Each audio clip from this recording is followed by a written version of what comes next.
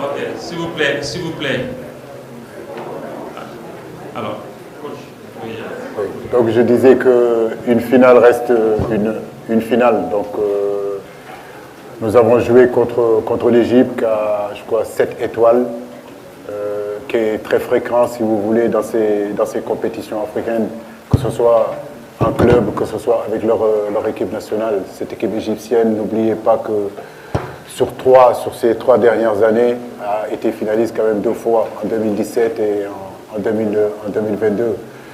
Favori, c'est un mot qu'on utilise souvent pour nous coller ça, mais je crois qu'aujourd'hui en Afrique, on l'a dit, 5, 6, 7 équipes sont capables, aujourd'hui même dizaines d'équipes sont capables de gagner une Coupe d'Afrique. Cette équipe égyptienne est une équipe très valeureuse, c'est une équipe aujourd'hui qui joue avec ses qualités, qui est arrivée en finale, qui n'est pas arrivée en finale par hasard. Cette double confrontation, je le dis, je le répète, sera vraiment très rude et très, très difficile, notamment le premier match qu'on aura joué au Caire. C'est une équipe revancharde, c'est une équipe qui voudra aussi se qualifier au mondial, vu que le dernier mondial, ils y étaient. La Coupe du Monde est la compétition la plus grande, en réalité, la plus excitante, la plus extraordinaire en réalité en termes de football. Aujourd'hui, tous les grands joueurs ont envie d'y aller.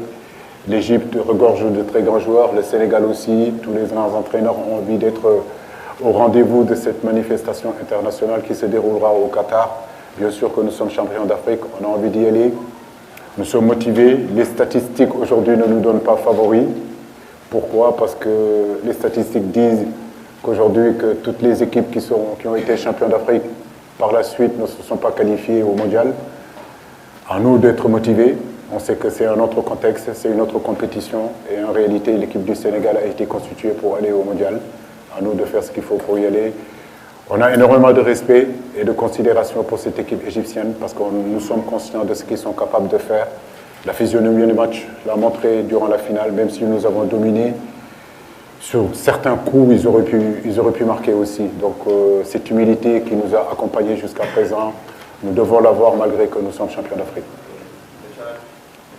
Le challenge dans le football, il y en aura tout le temps. Pour l'instant, comme vous le dites, on est champion d'Afrique, c'était important de se battre. Ça faisait 10 ans que nous travaillions pour l'être. Nous l'avons été.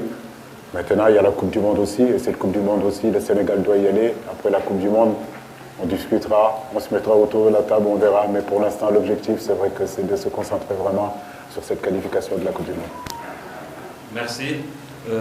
Je voudrais tout simplement revenir sur un point très important. Chacun doit poser une question, s'il vous plaît, dans un premier temps. Puisque si tout le monde pose 2 questions, on va largement déborder. Dans un premier temps, s'il vous plaît, chacun aura droit à une seule question. La parole est à le micro à Grégoire.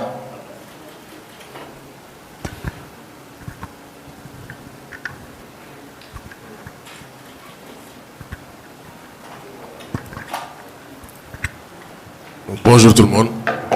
Je voudrais à l'entame de mes propos féliciter l'entraîneur Aliou Cissé pour son sacre continental parce qu'on en rêvait et